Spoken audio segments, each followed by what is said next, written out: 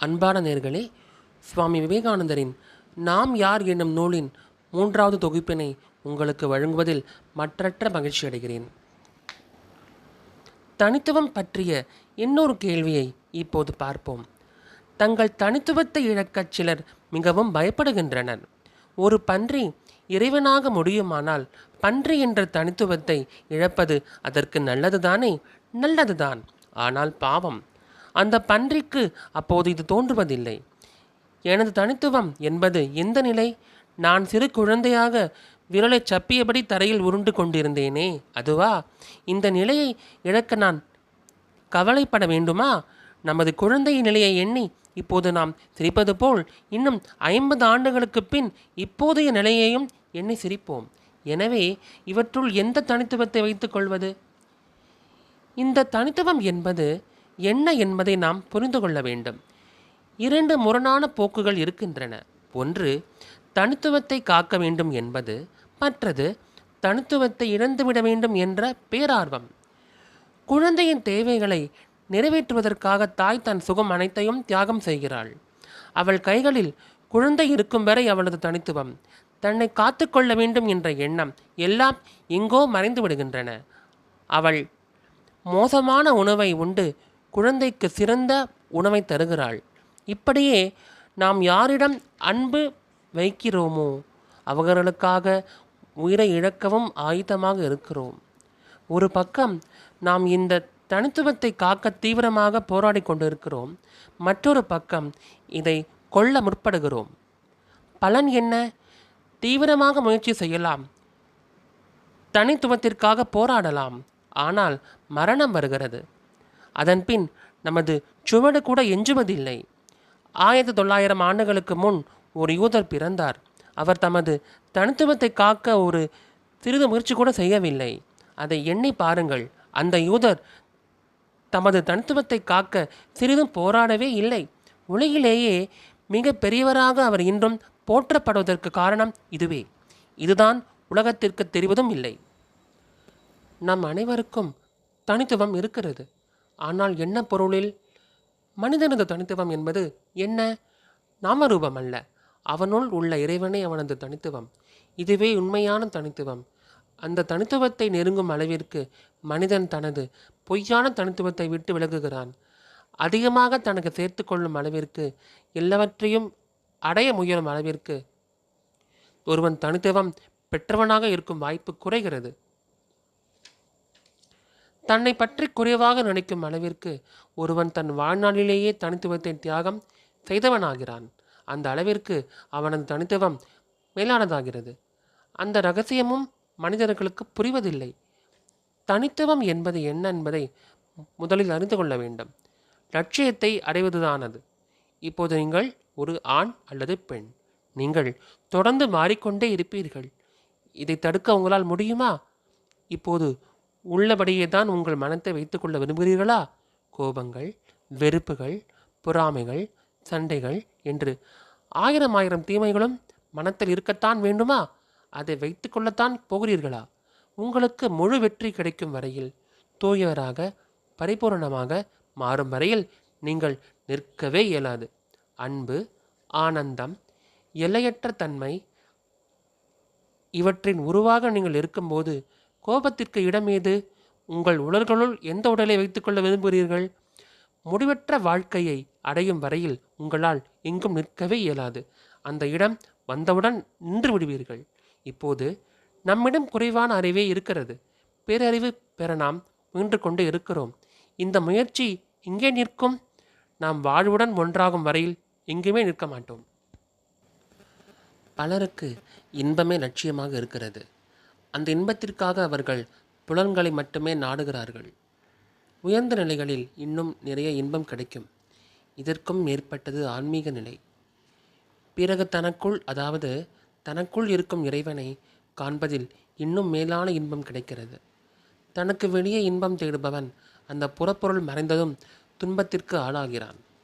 இந்த உலகத்தில் உள்ள எந்த பொருளிடமும் நாம் இன்பத்தை எதிர்பார்க்க முடியாது. எனது இன்பங்கள் எல்லாம் எனக்குள்ளேயே இருக்குமானால் அவை என்றுமே நிலைக்கும். ஏனெனில் என்னையே நான் இழக்க இயலாதல்லவா?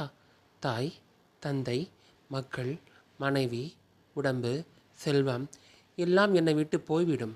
ஆனால் நான் என்னை விட்டு போக முடியாது. ஆன்ம இன்பமே ஆனந்தம். எல்லா ஆசைகளும் ஆன்மாவில் நிறைகின்றன. இதுதான் என்றும் மாறாத தனித்துவம். இதுவே பூரணமானது. நான் என்ற எண்ணம் எவ்வளவு குறைவாக இருக்குமோ அந்த அளவு நாம் நம் உண்மை நிலையின் அருகில், பிரபஞ்ச உடலின் அருகில் இருப்போம். நம் தனி மனத்தை பற்றி எண்ணுவது குறையும் அளவிற்கு பிரபஞ்ச மனத்தின் அருகில் இருப்போம். நமது தனி ஆன்மாவை பற்றி நினைப்பது குறையும் அளவிற்கு பிரபஞ்ச ஆன்மாவின் அருகில் இருப்போம். நாம் ஓர் உடலுள் வாழ்கிறோம். சிறிது இன்பத்தையும் சிறிது துன்பத்தையும் அனுபவிக்கிறோம். இந்த உடம்பு காரணமாக நமக்கு கிடைக்கும் சிறிய இன்பத்திற்காக, நம்மை காத்து கொள்வதற்காக உலகில் உள்ள எல்லாவற்றையுமே அழிக்க தயாராக இருக்கிறோம். நமக்கு 2 உடல்கள் இருந்தால் அது சிறப்பாக இருக்காதா? இப்படியே ஆனந்தத்தை நோக்கி நாம் முன்னேறுகிறோம். எல்லா உடல்களிலும் நான் இருக்கிறேன். எல்லா கைகளாலும் வேலை செய்கிறேன். எல்லா கால்களாலும் நடக்கிறேன். ஒவ்வொரு வாயின் மூலமும் பேசுகிறேன். ஒவ்வொரு உடலிலும் வசிக்கிறேன். என் உடலுக்கும் கணக்கில்லை, மனத்திற்கும் கணக்கில்லை. ஜெருசலத்தில் பிறந்த இயேசுவின் உடலிலும், முகமதுவின் உடலிலும், மற்ற பழங்கால மகான்களின் உடலிலும், இக்கால மகான்கள் உடலிலும் நான் வாழ்ந்தேன். இனி தோன்றப்போகும் எல்லா மகான்களின் உடலிலும் நான் வாழப்போகிறேன். இவை வெறும் கொள்கைகளா? இல்லை, இது உண்மை. இது அனுபவத்திற்கு வருமானால் நமக்கு எவ்வளவு இன்பம் கிடைக்கும்! ஓ, அந்த ஆனந்த பரவசம்! எந்த உடல் நாம் அதை விரும்பும் அளவிற்கு மிகச் சிறந்தது? மற்றவர்களின் உடல்களில் எல்லாம் வசித்த பிறகு, மற்றவர்களின் உடலில் வாழ்ந்து நுகர வேண்டுவதை எல்லாம் நுகர்ந்த பிறகு நமக்கு என்ன நேர்கிறது? நாம் எல்லையற்றதுடன் இரண்டர கலந்து விடுகிறோம். அதுதான் லட்சியம். இது ஒன்றேதான் வழி. உண்மையை உணர்ந்தால் நான் வெண்ணெயைப் போல் உருகி விடுவேன் என்கிறார் ஒருவர். எல்லாரும் அப்படி உருக மாட்டார்கள் என்றுதான் நான் விரும்புகிறேன். ஆனால் அவ்வளவு விரைவில் உருக இயலாதபடி மிக கடினமாக இருக்கிறார்களே. விடுதலை அடைய நாம் என்ன செய்ய வேண்டும்? நாம் ஏற்கனவே விடுதலையாகி இருக்கிறோம். விடுதலையானவர்கள் எப்படி கட்டுப்பட முடியும்? கட்டுப்பட்டதாக சொல்வது பொய். நாம் ஒருபோதும் கட்டுப்படவே இல்லை. எல்லையற்ற ஒன்றை எது எல்லைக்கு உட்படுத்த முடியும்? எல்லையற்ற ஒன்றை எல்லையற்ற ஒன்றால் வகுத்தாலும் பெருக்கினாலும் கூட்டினாலும் அது எல்லையற்றதாகவே இருக்கும். நாம் எல்லையற்றவர்கள். இறைவனும் எல்லையற்றவர். நம் எல்லோருமே எல்லையற்றவர்கள். இப்படி 2 இருக்க இயலாது. இருப்பது ஒன்றே. எல்லையற்ற ஒன்றை எல்லைக்கு உட்படுத்த முடியாது. நாம் என்றுமே கட்டுப்படவில்லை. இதுவேதான் உண்மை. நாம் ஏற்கனவே விடுதலையாகத்தான் இருக்கிறோம். அடைய வேண்டிய லட்சியம் எதுவோ அதை நாம் அடைந்து விட்டோம். லட்சியத்தை அடையவில்லை என்று நினைக்க மனத்தை ஒருபோதும் அனுமதிக்காதீர்கள். நாம் என்ன நினைக்கிறோமோ அதுவாக ஆகிறோம். நாம் பாவிகள், இறக்கத்தக்கவர்கள் என்று நினைத்தால் அப்படியே ஆகுமாறு நம்மை நாமே மனோவசியம் செய்து கொள்கிறோம். நாம் துன்பத்தில் உழலும் சிறு புழு என்று எண்ணிக்கொண்டே இருந்தால் அப்படியே ஆகிவிடுவோம். நரகத்தை நம்புவர்கள் இறந்தபின் நரகத்திற்கு போகிறார்கள். சொர்க்கத்திற்கு பிறகு போவதாக சொல்பவர்கள் சொர்க்கத்திற்கு செல்வார்கள். எல்லாம் ஒரு விளையாட்டே. நாம் எதையாவது செய்தே ஆக வேண்டும், எனவே நாம் செய்வோம் என்று நாம் சொல்லலாம். ஆனால் நல்லதை பற்றியோ கெட்டதை பற்றியோ யாருக்கு கவலை? விளையாட்டு. கடவுள் திருவிளையாடல் புரிகிறார், அவ்வளவுதான். திருவிளையாடல் புரியும் எல்லாம் வல்ல இறைவன். நாமே நம் இந்த நாடகத்தில் நடிக்க எண்ணி பிச்சைக்காரர் வேடத்தை தேர்ந்தெடுத்து கொண்டால் அதற்காக வேறு யார் மீதும் பழி போடக்கூடாது. பிச்சைக்காரனாக இருப்பதில் நாம் இன்பம் காண்கிறோம். நமது உண்மை இயல்பு தெய்வீகம் என்பது நமக்கு தெரியும். நாம் அரசர்கள், ஆண்டியாக நடிக்கிறோம். எல்லாம் விளையாட்டு. இதை அறிந்து கொண்டு நடிப்போம். எல்லாம் இவ்வளவுதான். பின்னர் பயிற்சி செய்ய வேண்டும். பிரபஞ்சமே பெரிய நாடகம். எல்லாம் விளையாட்டு. ஆகையால் எல்லாம் நல்லனவே. ஒரு நட்சத்திரம் வந்து நம் பூமியுடன் மோதி நம்மை எல்லாம் கொன்று விடுகிறது. அதுவும் விளையாட்டுதான். ஆனால் புலன்களுக்கு இன்பம் தருகின்ற சிறிய செயல்களையே நாம் விளையாட்டு என்று கருதுகிறோம். இங்கே ஒரு நல்ல தெய்வமும் அங்கே ஒரு கெட்ட தெய்வமும் இருந்து கொண்டு நம்மை கவனித்து தவறு செய்தவுடன் நம்மை கைப்பிடியாக பிடித்து கொள்வார் என்று கேள்விப்பட்டிருக்கிறோம். இறைவன் எல்லாவற்றையும் கவனித்து கொண்டிருக்கிறார் என்று நான் குழந்தையாக இருக்கும்போது யாரோ சொன்னார்கள். நான் படுக்கையில் சென்று படுத்துக்கொண்டு மேற்கூரையை பார்த்தேன். இதோ திறக்கப் போகிறது என்று எதிர்பார்த்தேன். ஆனால் ஒன்றும் நடைபெறவில்லை. நம்மை தவிர யாருமே நம்மை கவனிக்கவில்லை. நம் ஆன்மாவை தவிர எந்த இறைவனும் இல்லை. நாம் உணர்வதைத் தவிர இயற்கையும் வேறென்றும் இல்லை.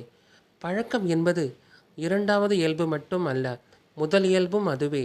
இதுதான் இயற்கையை பற்றிய முடிவு. ஏதாவது ஒன்று 2-3 முறை செய்தால் அது நம் இயல்பாகிவிடும்.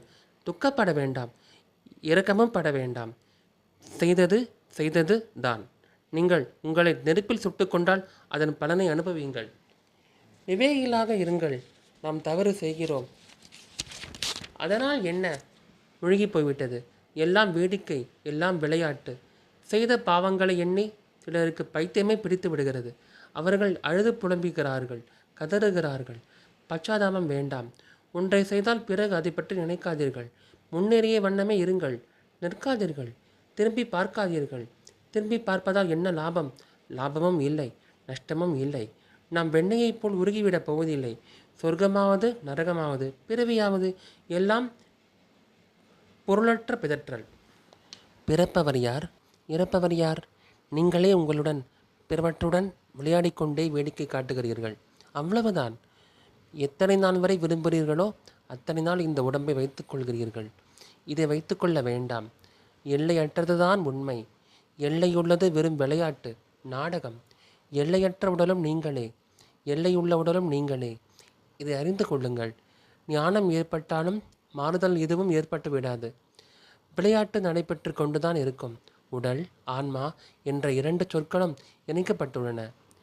அறிவு குறைவுதான் இதற்கு காரணம். நீங்களே எப்போதும் விடுதலையானவர்களே என்பதை அறிந்து கொள்ளுங்கள். ஞானத்தை மாசுகளையும் கட்டுப்பாடுகளையும் எரித்து விடுகிறது. நாமே அந்த எல்லையற்ற பொருள். ஆரம்பத்தில் இருந்தது போல் நீங்கள் இரண்டும் விடுதலையானவர்களாக இருக்கிறீர்கள், என்றும் இருப்பீர்கள். கட்டுப்பட்டவனாக உணர்பவன் கட்டுப்பட்டவனாகவே இருக்கிறான். இறைவனும் வழிபாடும் என்ன ஆவது? அவற்றிற்கும் இடம் இருக்கிறது. இறைவன், நான் என்று என்னை நானே 2ஆக பகுத்து கொண்டிருக்கிறேன். நானே வழிபடப்படுபவர் ஆனேன். என்னையே நான் வழிபட்டேன். ஏன் இப்படி இருக்கக்கூடாது? நானே இறைவன். என் ஆன்மாவை நான் ஏன் வழிபடக்கூடாது? உலகம் தழுவிய கடவுளும் நான் தான். என் ஆன்மாதான் எல்லாம். விளையாட்டு. அதற்கு வேறு எந்த நோக்கமும் கிடையாது. வாழ்க்கையின் முடிவு என்ன? லட்சியம் என்ன? ஒன்றுமே இல்லை. நான் எல்லையற்றவன் என்பதுதான் எனக்கு தெரியுமே. நாம் பிச்சைக்காரர்களாக இருந்தால் நமக்கு லட்சியம் ஒன்று இருக்கும். எனக்கு லட்சியம் இல்லை, தேவையில்லை, நோக்கமும் எதுவும் இல்லை. நான் உங்கள் நாட்டிற்கு வந்து சொற்பொழிவாற்றுகிறேன். இதுவும் விளையாட்டுதான். இதற்கு வேறு பொருள் எதுவும் இல்லை. என்ன பொருள் இருக்க முடியும்? அடிமைகள் தான் பிறருக்காக வேலை செய்வார்கள். நாம் வேறு யாருக்காகவோ வேலை செய்வதில்லை. உங்களுக்கு விருப்பம் ஏற்படும் போது நீங்கள் வழிபாடு செய்கிறீர்கள். இந்த வழிபாட்டை நாம் கிறிஸ்தவர்களுடனோ முஸ்லிம்களுடனோ சீனர்களுடனோ ஜப்பானியர்களுடனோ சேர்ந்து செய்யலாம். இதுவரையில் உள்ள தெய்வங்களையும் இனி தோன்றப்போகும் தெய்வங்களையும் வழிபடலாம். சூரியன், சந்திரன், நட்சத்திரங்கள் எல்லாவற்றிலும் இருப்பவன் நானே. நான் இறைவனுடன் இருக்கிறேன், எல்லா தேவர்களிலும் இருக்கிறேன். நான் ஏன் ஆன்மாவையே வழிபடுகிறேன்? இதற்கு இன்னொரு பக்கம் உள்ளது. இதுவரையிலும் அதை சொல்லாமல் வைத்திருந்தேன்.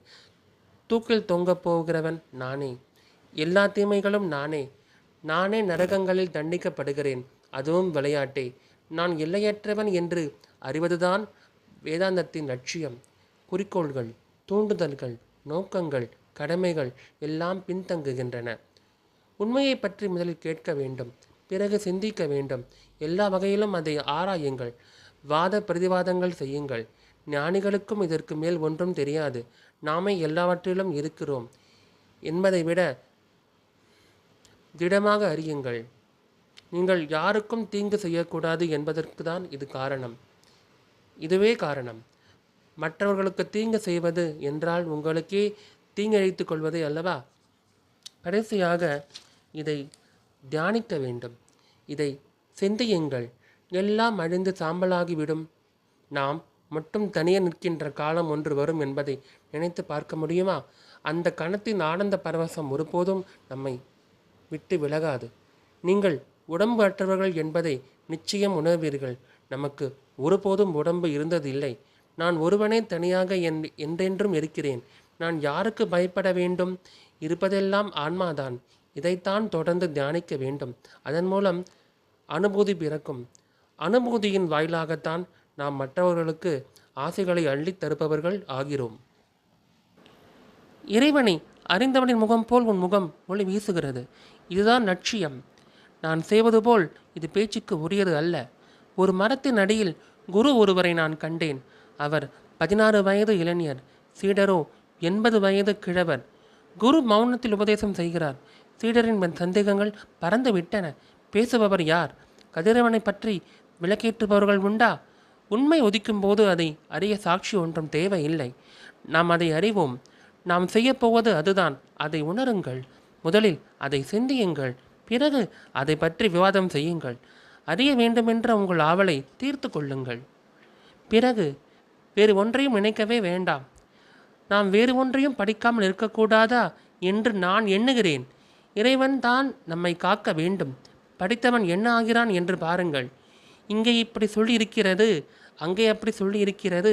அது சரி அப்பா, நீ என்ன சொல்கிறாய்? எனக்கு எதுவும் தெரியாது. மற்றவர்கள் சொல்வதையெல்லாம் அவன் மேற்கோள் காட்டுகிறான். அவனாக எதையும் சிந்திப்பது இல்லை. இதை கல்வி என்றால் பைத்தியம் என்பது ஏது? நூல்கள் எழுதியிருப்பவர்களை பாருங்கள். இன்றைய ஆசிரியர்களின் 2 வாக்கியங்கள் கூட அவர்களது சொந்த வாக்கியங்கள் அல்ல, எல்லாம் மேற்கோள்கள். புத்தக படிப்பினால் பெரிதாக ஒன்றும் நிகழ்வது இல்லை. மதத்தை பற்றி பிறரிடமிருந்து கேட்பதால் பலன் ஒன்றும் இல்லை. இது பிறர் சமைத்து இடுவதை உண்பது போன்றதே.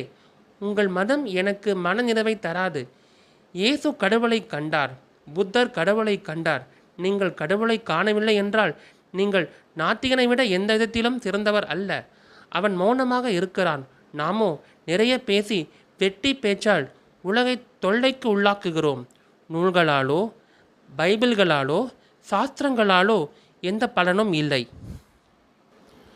நான் சிறுவனாக இருக்கும்போது ஒரு வயோதிகரை சந்தித்தேன். அவர் எந்த சாஸ்திரமும் படிக்கவில்லை. ஆனால் தொடுவதன் மூலமே இறை உணர்வை பிறரிடம் எழுப்பினார்.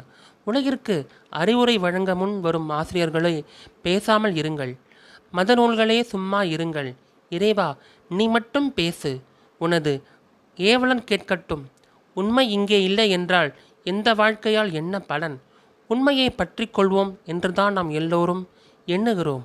ஆனால் அது கிடைப்பதே இல்லை. நம்மில் பலரது கையில் வெறும் குப்பைதான் கிடைக்கிறது. இறைவன் அதில் இல்லை. இறைவனை உணர முடியாதென்றால் வாழ்க்கையால் என்ன பயன்? ஓய்வாக இருக்கத்தக்க இடம் ஒன்று இந்த உலகத்தில் உண்டா?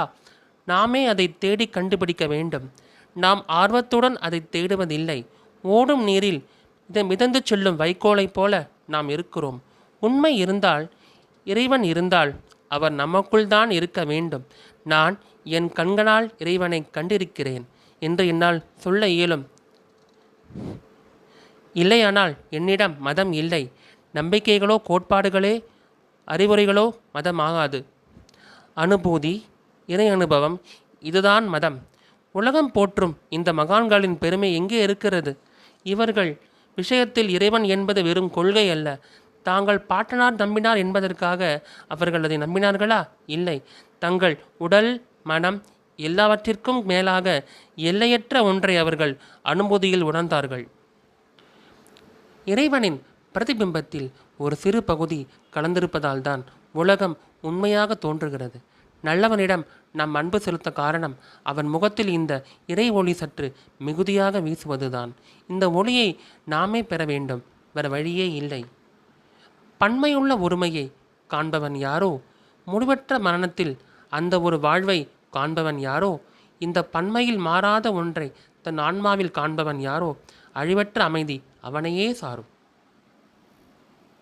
அன்பான நேயர்களே, நாம் யார் என்னும் இந்த சுவாமி விவேகானந்தரின் தொகுப்பு நிதி நிறைவுற்றது. எனக்கு வாய்ப்பளித்தமைக்கு மிகவும் நன்றி. அடுத்து வேறொன்று ஒளி புத்தகத்துடன் உங்களை சந்திக்கிறேன். நன்றி, வணக்கம்.